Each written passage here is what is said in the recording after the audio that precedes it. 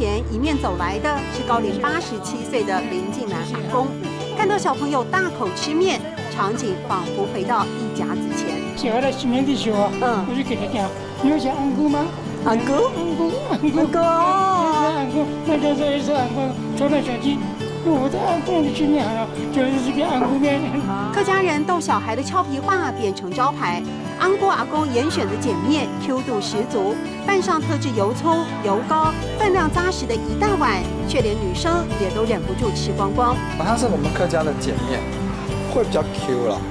那像我们吃习惯我们自己家乡的面之后，我们到台北去吃那个鸡蛋面就吃不习惯。差别在哪里？差别啊，还是故乡的月亮圆哦。现在的老板林子君是第3代，原本志不在此，看到年迈阿公辛苦的背影，毅然决定回乡。我是这个摊子养大的，我觉得我有这个使命，让一碗面成为关西在地的好味道，就像太平洋战争在阿公身上留下的9个弹孔，是他一辈子的骄傲。肚子饿了，客家话怎么说呢？各位教观众，肚是摇嘞，肚是摇嘞，肚是摇嘞，肚脐嘞，肚脐嘞。